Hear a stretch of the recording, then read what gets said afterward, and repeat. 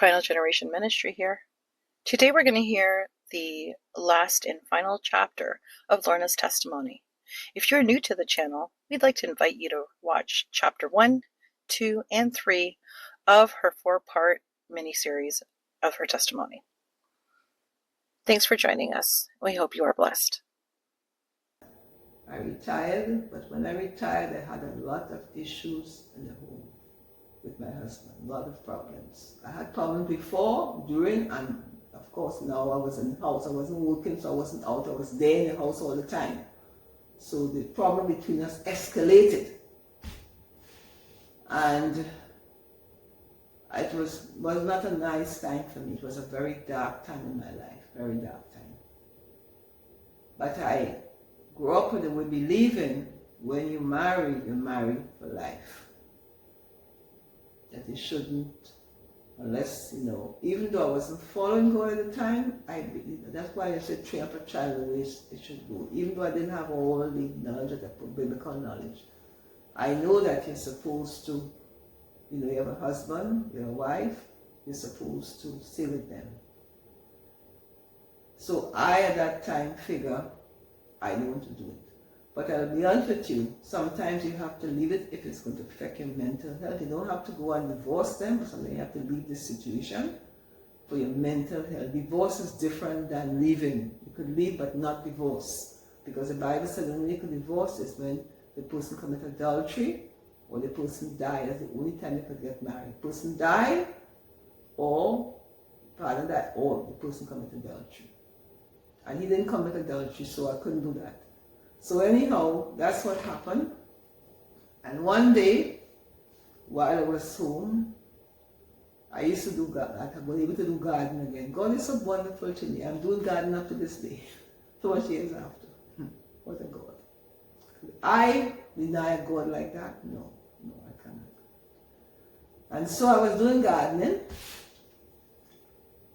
and it was a very turbulent marriage. To be honest with you, I wasn't going to tell you, it was very turbulent. Very stressful for me. And I was still had the disease. I still had the illness. No, the illness hasn't gone, but it was sort of, I should say, subsided a bit, and I didn't have all the issues of the illness. And so I was going to the backyard because gardening is one of the things I've always loved, as I said to you. So I went into the backyard. I used to go in the backyard and take care of the backyard. I had plants there and fruit trees and so forth. And then I had flowers in the front and things because it's nature. And I didn't realize how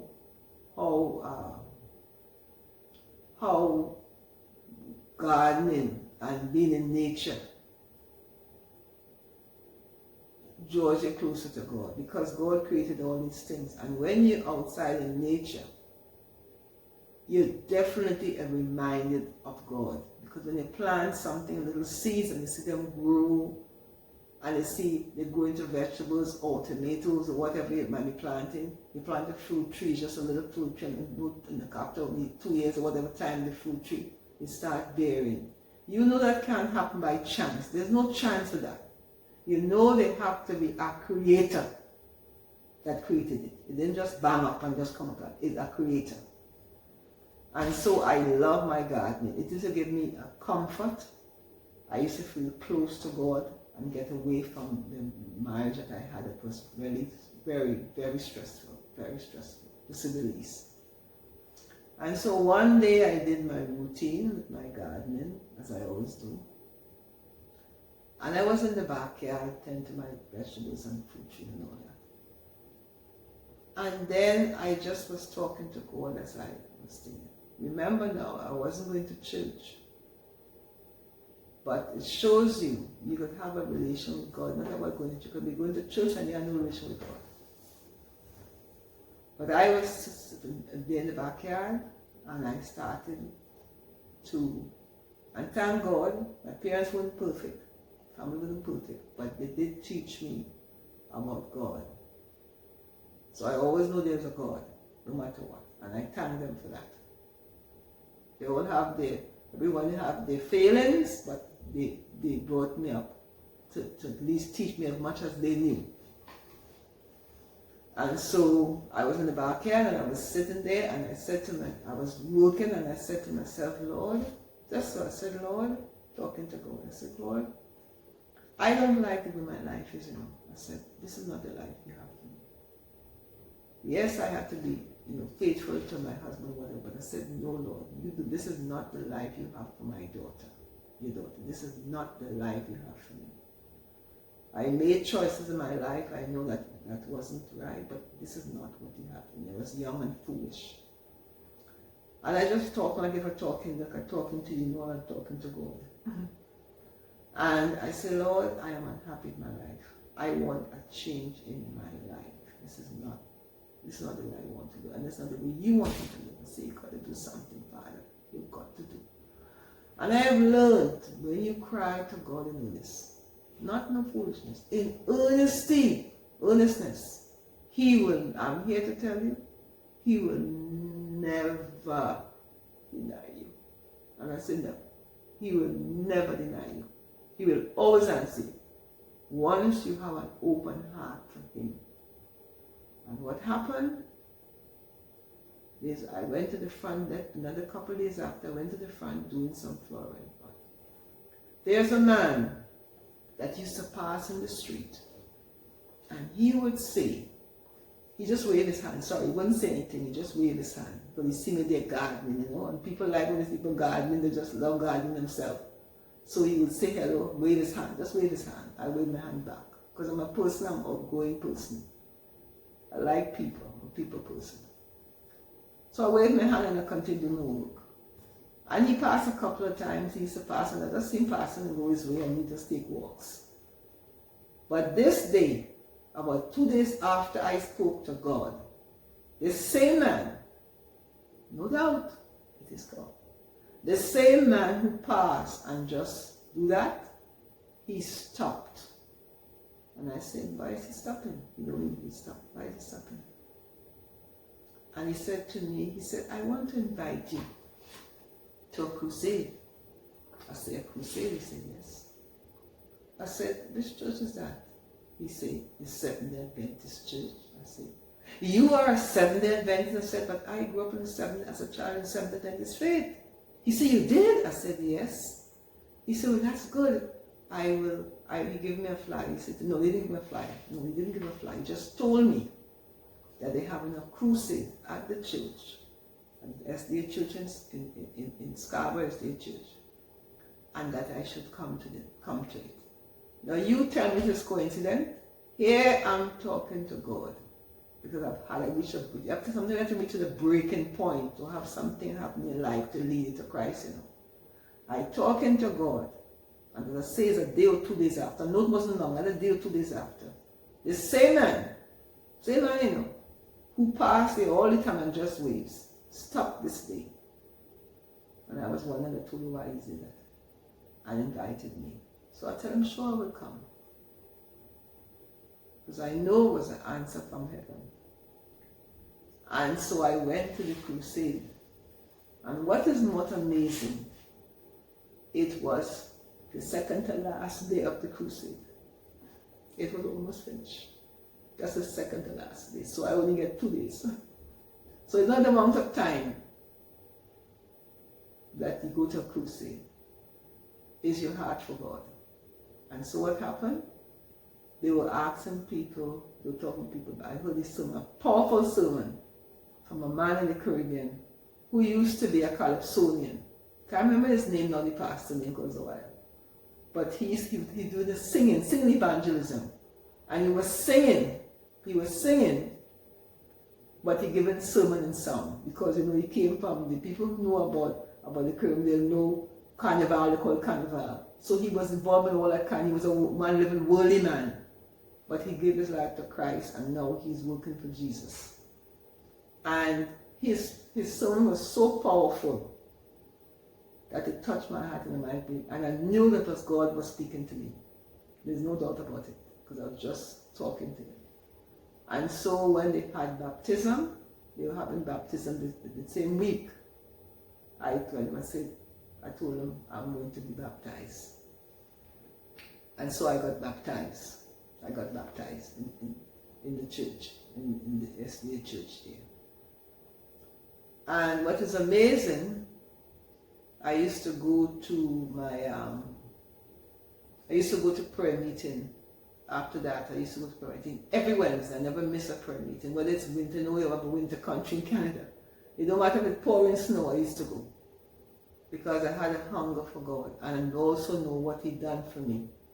And I know I can't have to be faithful to Him. Because He take me from a very dark hole and bring me into His marvelous light.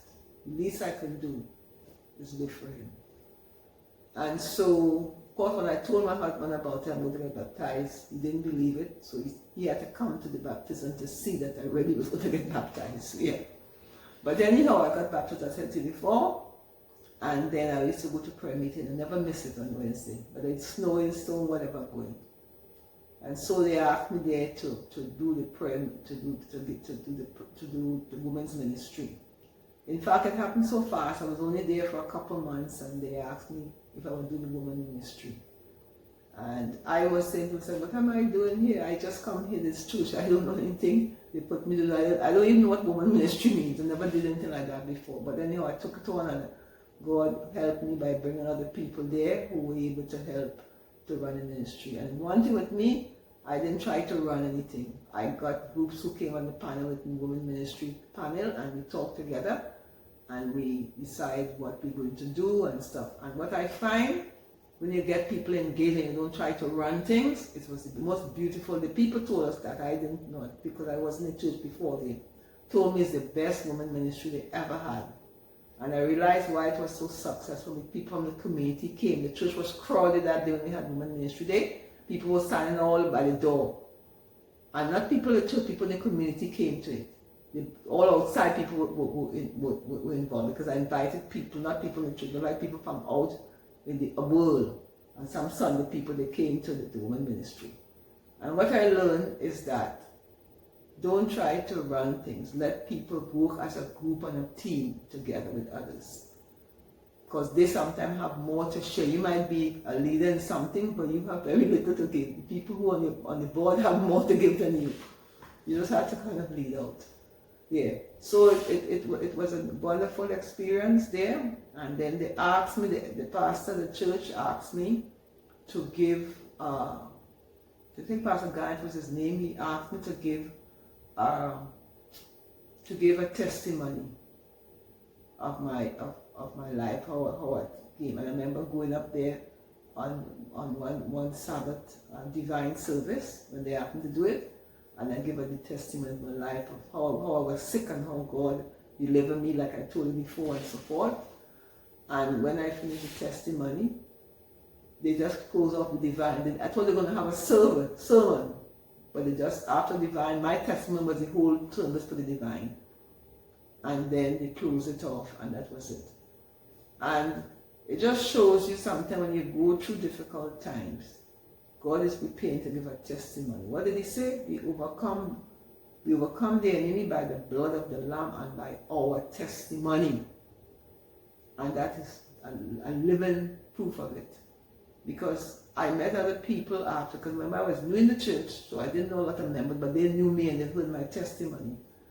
I remember people coming up to me different places. I would meet them in the community, different places, and were telling me how that impacted their life and how it touched them and their family and so forth. So when God does something in life, he does it so that you can testify of his love for you. And that's why I have courage to do this testing, because normally I would not bring my linen, my so-called linen, in public to the world. I wouldn't even tell it to people, my friends. But what I'm telling you now, my friends don't even know it. When they hear this testimony, they'll be surprised because they never know this about me. But I realize that I got to share it. I got to share it to someone in some part of the world who is in a dark place, going through difficult times, going through different views, whatever they're going through, and think there is no one that cares for them. I want to let them know that there is hope. There's still a God that reigns on high. It might seem at times that he's not there. But sometimes what you allow in your life because of choices we make, But even when we make choices, He still comes and delivers us if we want to be delivered. So I want to share it with you. From that now, I was there for about a year in that church, Catholic church, and then I was asked to, oh by the way, as women ministry, I wanted to see how I could help people in the neighborhood. And right down the street from the SDA Scarborough Church was a shelter.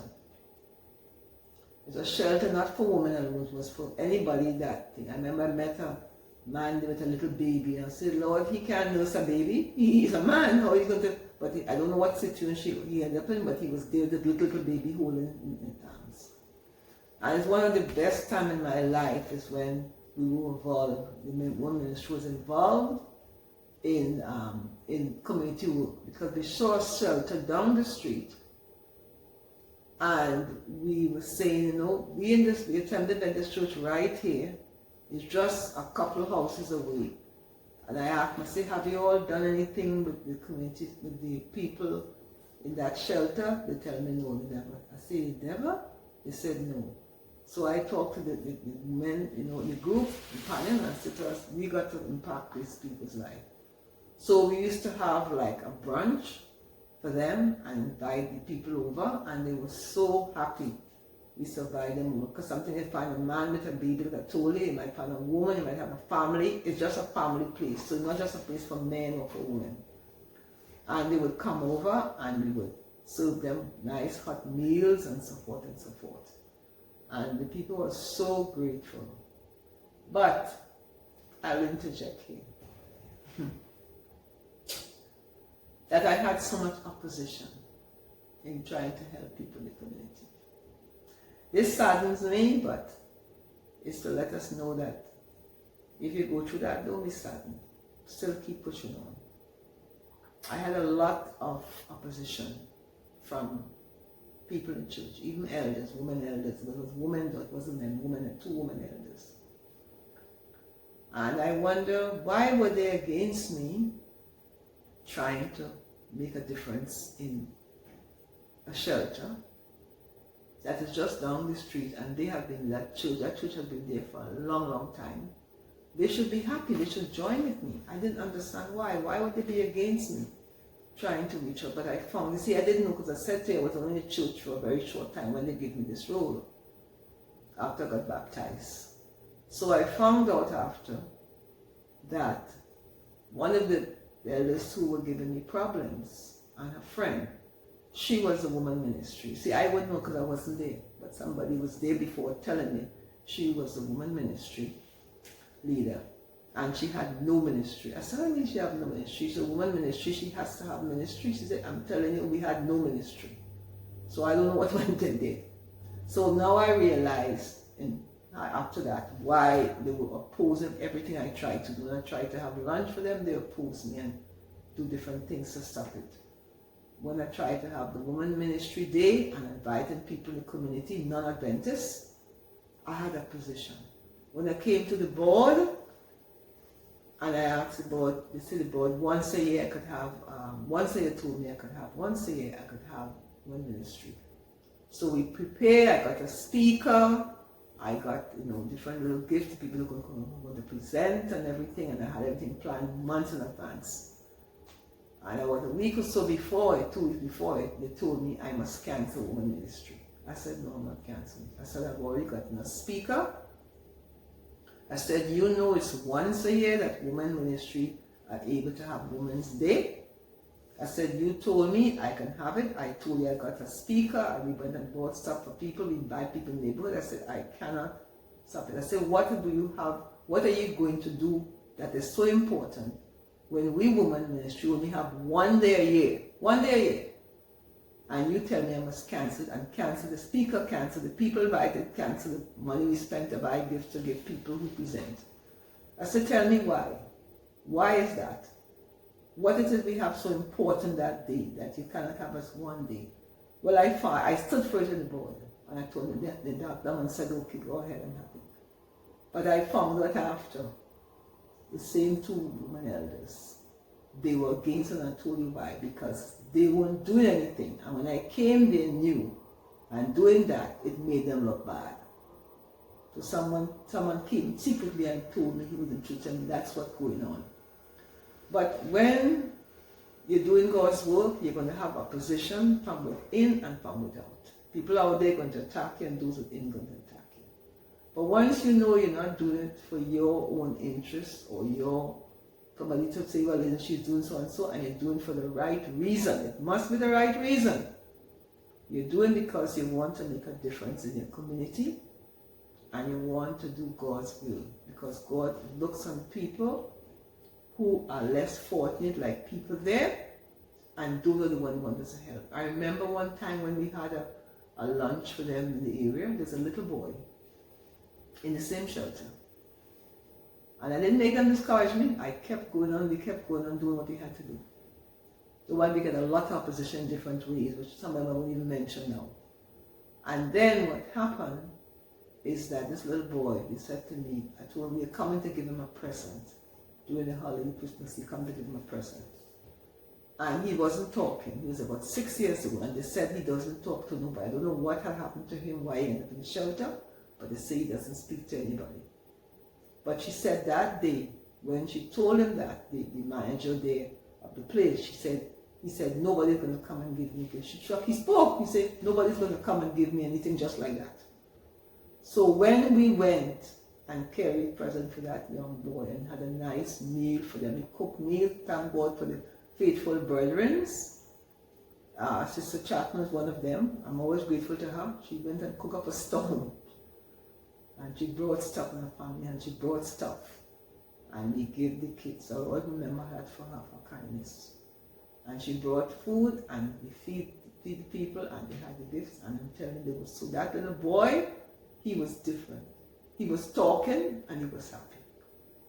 Just to show you how a little kindness could go a long way. That is what God has us here to do, is to make a difference in the life, especially of people like that who went through, I don't know what he went through in his life. Yeah. So it's one of the most happy times in my life is when I was doing something for other people. That's usually for me. I'm always happy when I'm doing something for somebody else. Not looking for somebody to do anything back for you. I've learned you just do for people and that's it. In fact, do for those who can't do nothing back for you. Because if you do something for someone who could do something back for you, I find that is not really doing it. To me, that's how I feel. I want to do something for someone who I know cannot give me back anything. That to me is real godly giving. Yeah. So at the end I wasn't at the church anymore there. And so I went to Toronto North because they asked me and if I could come with them to do some evangelism, because the Scarborough church was so packed with people now, and the church was small and a lot of members, and then people coming to the church. So they said if I can go, they want to start a church, another church with some of the members from Scarborough, and if I can come and help them. So of course, I said yes, because they want to do outreach and reach people in that neighborhood and stuff, and maybe start a church in that area. So I always love to help people.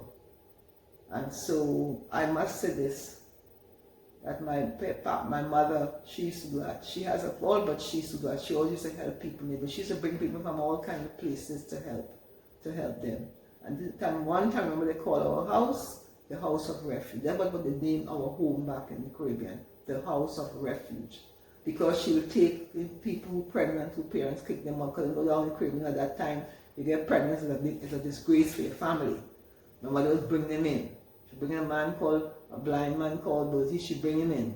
And different people she would keep helping. So I think that's where I get my community service kind of stuff for people from her, yeah. So yes, so it's really worthwhile, because if we live in this world and we do not make a difference in people's life, then life is not worth living. Show them the love of God, not just by talking to them about the Bible, but doing practical things like that to help people. to help people, to make the life. Just bring one smile to a little boy who couldn't talk. To me, that's enough. If I do nothing else in life again, to help one little boy who said, nobody will come, nobody's going to give me anything free. That's the first time he talked. Because they said, what? They were shocked when he spoke because he wasn't speaking before. Whatever. And so he went through. So, yes, that's what it's all about. So, as I said, I did work for a while there. All of us, we worked, not me, the whole group team. We worked for a while, helping, going and visiting the people in the shelter and giving them literature and stuff, and sharing the word with God with them and all that.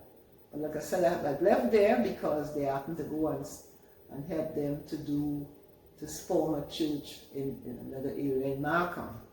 So I went up there with them, and then we got together. 7 of us went up to that area, north of the church, and we went and 7 of us, we didn't have no church where we was renting from a Chinese Sunday church, just renting a room in the hallway. They gave us the hallway. I remember now we had a hallway, the hallway we had in a little room there. They used to put clothes in, and we just had a hallway, and we used to have church there. But I found out, I didn't know, but I found out after that they did that for us. They even gave us, thank God they gave us any place. They said that they used to rent from the Seventh-day Adventist, one of the Seventh-day Adventist church. So I guess they want to show back the kindness. And so today it's a church. Toronto North became a church, but it was 7 of us there. And then from 7, we were able to move in from the hallway, having church in the hallway. We were able to move in to the actual building. Remember this girl used to bring some little small piano and play little music, because we didn't have no music there, nothing at all.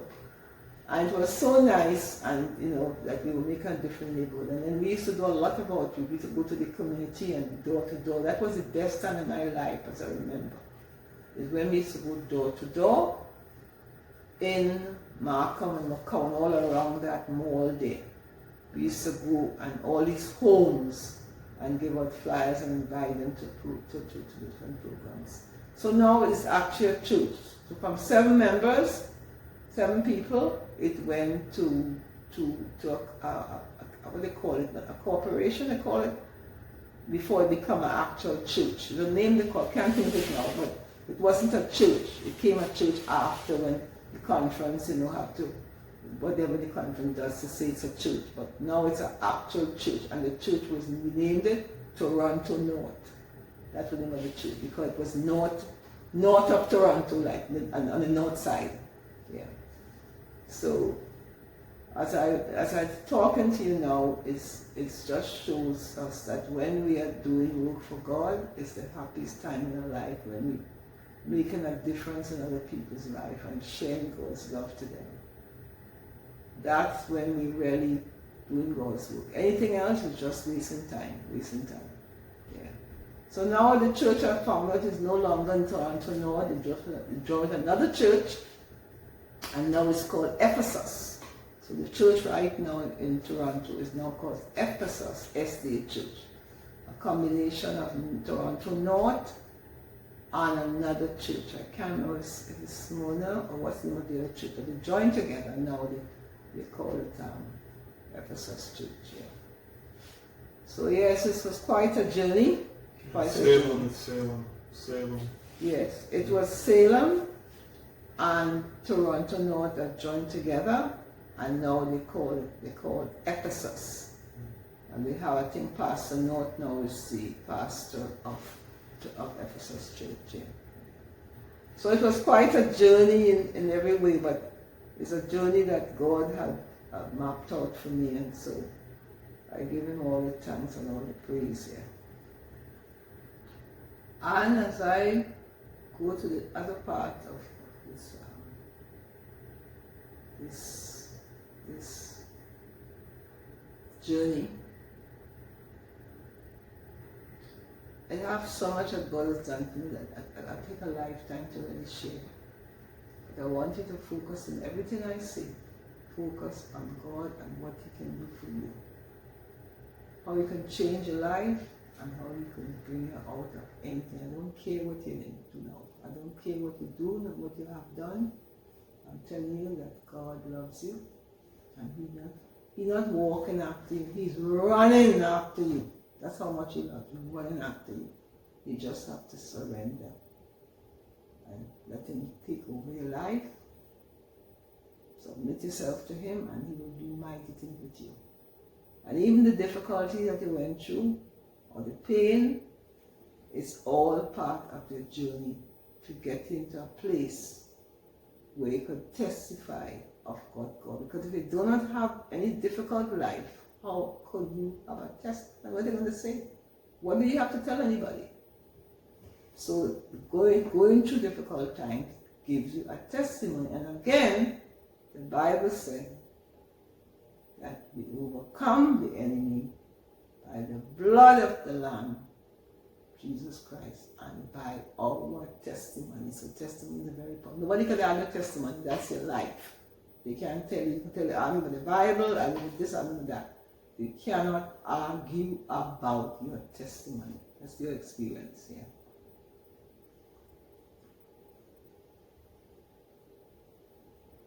And what happened with the doctor, a couple of years after, as I said, I did not take, I came off the medication Nestanol, and I came out of prednisone because I realized when I researched it, it said that it will give me osteoporosis, which means your bones will be brittled, and And I said no. And other diseases I said it will give me on my research. Because when you're sick and in a hospital bed and you're dying, you don't have time to worry what's good and bad for you. But after that, I was able to research and found out, and I said, no, I don't want to continue that. I'm not telling anybody they should do it, because if you do it, it could cost your life coming off of medication. But I did, because I went to Tanzania on mission. And I was still on medication, but I'm doing better because I could walk and doing better. Still have the eye issue, but my eyes were pretty good. And as I was going to Tanzania, and I was going for a month. And I said to myself, I'm not taking this medication with me. I'm not taking medication with me. And you might listen to me, you might say it's a foolish choice, but I said I'm not taking medication with me. I said, God, I'm going on mission, and if I do not need this medication, it's a month I'm going for, not for a week or a couple of days, for a month. And I said, if I do not need that medication, so I tell the Lord, I said, Father, I'm going to mission time because my desire, I always wanted to go to mission in Africa. That's what one of my dad there, and Jerusalem is a place I always wanted to go. And I had a choice to go to Israel actually at that time, but I chose to go to mission because I had a choice at that time to go to place, but I chose to go to mission because if I go to Jerusalem, it's a tour, but going to Tanzania, I figured it would make more difference in the life of the people and lead them to Christ. So I choose to go to mission. And I said I'm not taking any medication with me. I'm just going to go there by faith. And if I said, Lord Jesus, if again that I am okay and I don't need medication, I don't have to take it the rest of my life. As they told me, I had to take it the rest of my life. Go home, this is your life. Remember I mentioned that before? So I said, Lord, if I do not need medication in 4 weeks, and I could come up with it for 4 weeks, I do not need this medication. So I took a leap of faith. I'm not telling anybody to come off medication because it might cost your life. And I did not carry any medication with me. I just went without medication. And where I went into Tanzania, up in the mountain, a hospital called Heri Hospital, is an Adventist mission hospital. Where I went, There are no stores there. All you have is homes, little homes, and trees and forests, and you have nothing. It's way out, way out. So if I need medication, I wouldn't get it. And even if they could go hours away, they would not find those medication, because this medication, you can't get in there, prednisone, those medicine, it's here in Canada. And I'll tell you, I went and I proved the doctors wrong. Dr. Jesus is the one that did it. I have no doubt. After I listened to my testimony, how could you not trust in God like that? 4 weeks I went, I had no weakness, nothing. Because the doctor told me I have to take it the rest of my life. Don't come up, take it the rest of my life. I mean, every day I take it, else I wouldn't make it. And when I went for 4 weeks and I was able to help them building a church, and I was able to do my little part to help them in building the church. Then they had a crusade up in the hills. I went to the crusade with them, and then they had 2 doctors from the little church who went and was giving people, they were telling to people there who never saw a doctor in their life. The people who met there, the doctors told they were dying of cancer and different stuff. They didn't know that because they never went to a doctor. So if you know the doctor, you may have cancer. And I don't know if they told them that or not. I don't know if they told the people that. Maybe they didn't tell them because they know they'll die. I don't know. But they would tell many people that they were examining and think they had cancer. Testing they had cancer. Never knew it. And it was really an experience when you go there and see how little the people have and how loving they go. We carry stuff like soap and we carry little toothbrushes and toothpaste and different things, whatever. And what amazing the little children, when you give them stuff, they run to share with other children. It blew my mind. And so we in North America, some of us are so selfish. And look at these children. They have little, you give them little, and they go on the hand to the children with them, sharing. I tell you, my dear, it teach me so much. Hear me, from North America, thinking I'm going there to show the people something to help them. I think that I'm going to a mission, and I could bring something to them, teach them something. I am here to tell you, they taught me something. They taught me, I didn't teach them. They taught me. They taught me how I could have a little and be happy. They taught me how you could love. Love doesn't take money. I remember this man, after we was in the neighborhood, he was running down this old van that we had driving there, old van. And he was running us down, trying to run, but we couldn't go far with the vehicle. Remember, it's very tough terrain, so we can't go fast anyway, so he could run with us.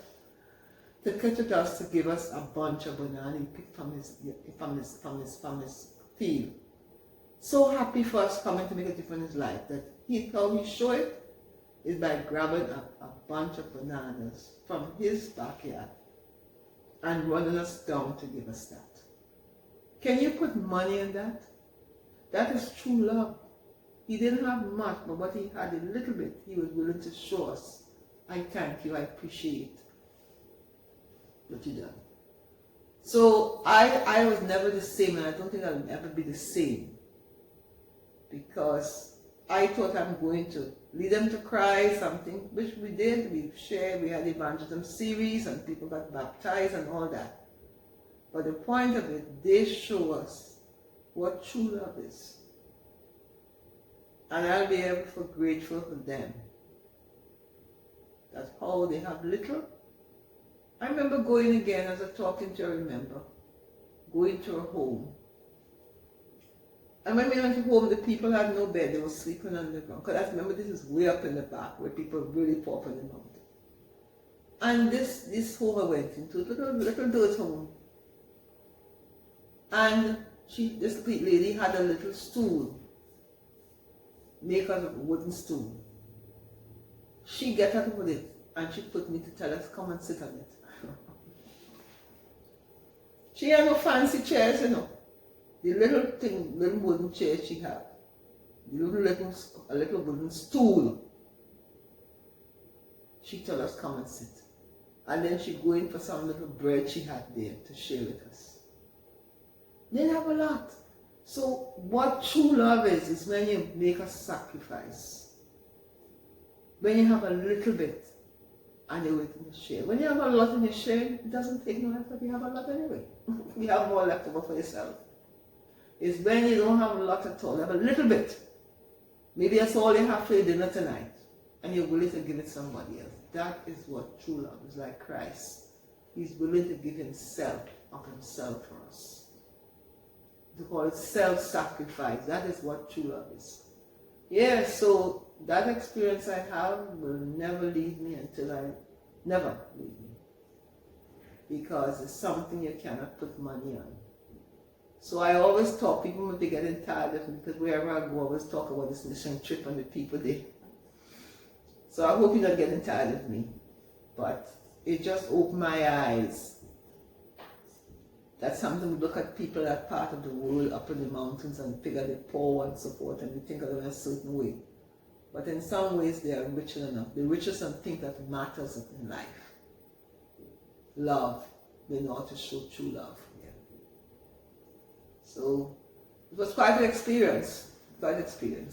So much so that I went back a second time to mission again, to the same area, because of my wonderful experience. And I'll tell you something, I have never felt so close to God as when I was there.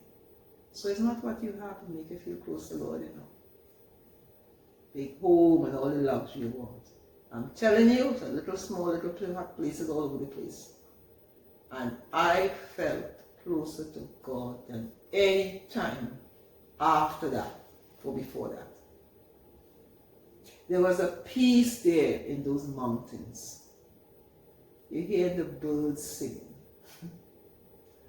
And I heard somebody in the home, I guess it had to be a dentist, because I've been in the area. Early in the morning, I'm hearing this melodious godly song. There's godly song, but a heavenly song that I can't explain, that I've never heard anybody sing like that. Not the fact that they were talented, you know. It's just the song touch your heart like no other song. And then you have nature around you to join with it. I cannot imagine how heaven would be. I tell you, I don't know what heaven would be, so I can't really say if it's close to heaven, but if it's even close to heaven, I want to be there. Because I've never felt that way again. Never felt that way again. So that was it. I just went through two different times, and I met a lot of wonderful people. I was able to adopt a couple of children and different people, and I've seen some of the people that we helped. They are now married. They were young people, kids, and now they're married, and I have been in contact with many of them. And it's just amazing to see how we have impacted their life. And part of the testimonies I'm talking to, I remember too, is that, because this is not a planned testimony with me, this is just me talking to you, sharing my life, my testimony with you. There we had a meeting, evangelistic meeting. And at this evangelistic meeting, because we went to build a church and also evangelize and medical to see people who they never saw a doctor before. And we went there to this meeting. And while we were there, I saw they were sitting on the ground, because not like a place we have room here, tent and church and all the luxury. They were just sitting on the ground, people there. And they built a tent, and we had people come and sing. The Seventh Adventist people in the area came and sing and all that. And while I was there, I looked in the crowd and I saw a boy but I thought it was a boy because it's so short. I think it's a little boy. And he was in clothes that just tattered, like if he had it for the last 4 years he wearing this thing. It just rip up all over. It's on, but it's really not on because it's all torn up. And I was looking at him, and I thought he was a kid. But then later on I realized I found out he was 18 years old. But the reason why he's on the ground there crawling, because he born with his legs, one shorter than the other one. So he never really walked all his life. So he was 18 then. I found he was 18 years old. And he never walked. He always crawled around. That's how he just crawled around on his thing. So when you crawl around like that, your clothes will be all tattered up. And plus you don't have the people, the kind of situation they're into, life that they have. You wear the same thing. And so, as I'm talking to you, remember that it gave me joy to know that we were able to make a difference. I know he only lived 4 years after we went to that village. He only lived 4 years after. But I'm grateful that for 4 years, he had 4 years. For the 18 years that he had before, he's crawling, but he wasn't crawling more. Yes, he still have the leg that can't move up to crawl, but now we got someone, myself and a friend, decided to help and adopt him, and we were to get somebody to give him baths and put him on a bicycle and so him crawl on the ground, and they were able to put him on a bicycle. And then also he developed, he had worms all through his body. I didn't know, I found him when I came back to Canada. Because he never went to a hospital or doctor, forget that. He was trying to eat and live. They took him to the doctor, and the doctor said he had worms all through his. Of course, if you crawl on the ground, no pants on, well, God knows how long, because he was 18 years old. I don't know how long, maybe it's all his life. Yeah, because his leg wouldn't just get out good of a sudden, so it was all his life he's crawling. They said he had worms all through his body. And so Harry Hospital was able to give him treatment and get rid of the worms. They said worms all over his body. So this testimony is not to get you down, but to let you know that we must make a difference in the life of others. And that sometimes we think in our life is so terrible. And I thought so too. But when you go to places like that, a mission, you realize you're having a good life. Even though you go through dark times in your life and difficult times and things, you realize is nothing to compare with what some people go through. And what impressed me most of all is their gratitude. You will say, what are they grateful for?